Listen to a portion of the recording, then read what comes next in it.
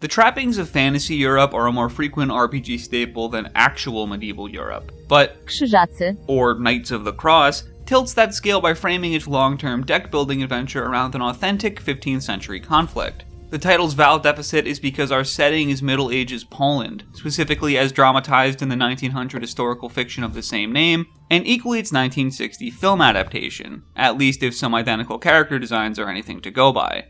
But as unique as our setting is, and as partial as I am to all things deck builder, this game version of Knights of the Cross suffers from low production quality. Translation issues are everywhere, including but not limited to a character being named no translation. Subtitles can't tell if they want to blaze past you or crawl agonizingly slowly. I had to restart a few times thanks to conversations that would hang indefinitely, but even when those conversations are working, you'll be subject to one of the most noticeably barren soundscapes in gaming history. Knights of the Cross is a playable revelation on how much those little bleeps and bloops and page-turning sounds in other games are doing when text is populating on screen. Here there's nothing but music and silent stares from anime reject talking heads.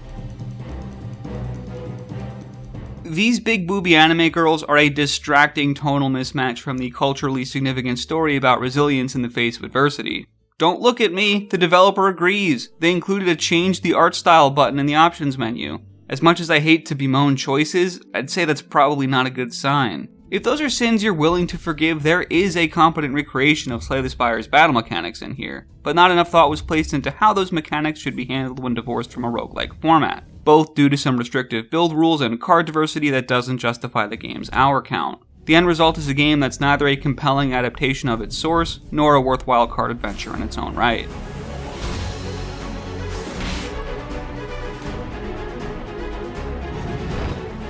The titular Knights of the Cross are the bad guys. These Teutonic knights are occupying the country, and it's up to our playable band of Polish resistance fighters to drive out the larger force. And if you play the game on its highest available difficulty setting for a first playthrough as I did, there are some gameplay mechanics that codify this narrative adversity into gameplay disadvantages. Damage your party takes carries over between rounds, and out-of-combat healing is not only a paid service, but a limited one that you can only use 10 times per playthrough. The game will remember the decisions you make early and also the decisions you don't. Side quests for bonus experience are temporary, and if you glide through the main quest without taking on enough, you'll find yourself in the late game with an underpowered crew and no way to beef them up. I found it to be a healthy and needed challenge. Without those parameters, the game is too easy up until Act 6 of 7, at least if you've inherited any skill from the deck builders Knights of the Cross is inspired by. Where it deviates from its creative influences is the infusion of JRPG elements, specifically in how it grafts a party combat system on top of the turn-based cards. You've got your usual genre staples of strikes, blocks, and bleeds, but the Knights of the Cross spin is how it maps each card to one of 4 typings, and then uses said typings to inform a combo-based party instruction system.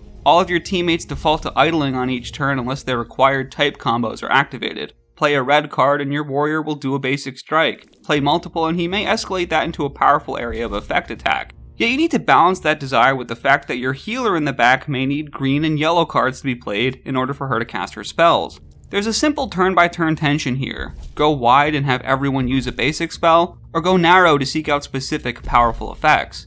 It's a system with more strategy than its simplicity implies. On the surface level, it's a fun way to emulate the feeling of leading a party without needing to directly command them. But the more you engage with the system, the more you identify some profound tactical opportunities. You've got added pre-combat decision-making in which party members you choose to bring, looking not only at which spells are most beneficial, but how feasible their activation is. Sure, you can bring a team with similar card type requirements, but that would also yield similar effects. Don't expect a diverse JRPG team if you aren't willing to meet all of their needs, which also means crafting your deck based around those party members too. It reproduces the Magic the Gathering concept of building a land base around your deck to pay for the cost of the spells you want to cast, except here the spells themselves get to foot that bill. It's a thoughtful system, and that's why it's such a shame that the game doesn't do it any justice. Because that core combat never evolves thanks to a lack of card variety, boring missions, and a few design decisions that prevent you from pivoting any existing strategies. There are no uber-powerful legendary cards that will inspire you to build around them. The entire card pool consists of the basic cards that would serve as the foundation for any other game in the genre, but you'll never unlock a card in your post-fight reward screen that will surprise you. You'll stop doing side quests because of how repetitive they are, but on the odd chance you persist, you'll be met with a harsh reality of the construction of this game.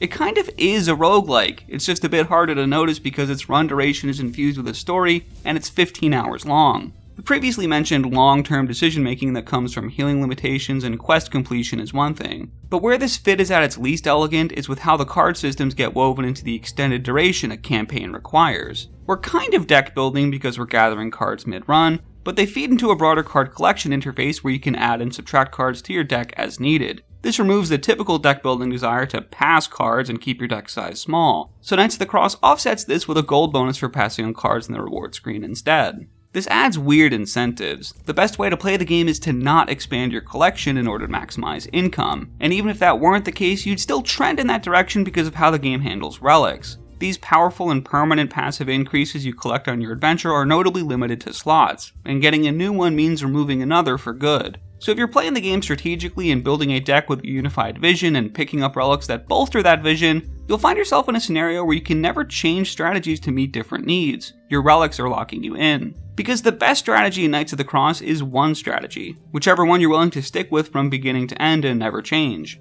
For me, that was taking advantage of the way that strength exponentially scales with multi-hit cards, and my problem isn't that it was ineffective, it's that it was effective. Up to and including the final boss, I used the exact same card combos all game, never presented with a unique challenge that forced me to change my strategies, and relic and card collection limitations that wouldn't let me do so effectively even if I had to. At best, it's like playing a mediocre Slay the Spire run stretched out for multiple hours, and any recommendation to play Knights of the Cross is in conflict with the fact that you can just go do that. Its mechanics fail to integrate its deck building elements into the long term, and poor production values prevent its story from being enjoyable. If card strategy is what you seek, you have much better options. And if you're looking for an excuse to don your Winged Hussar armor, to experience a tale of chivalric oaths, of throwing down gauntlets, and of a simple pastoral time where Polish culture saves the day, just go watch the movie or something.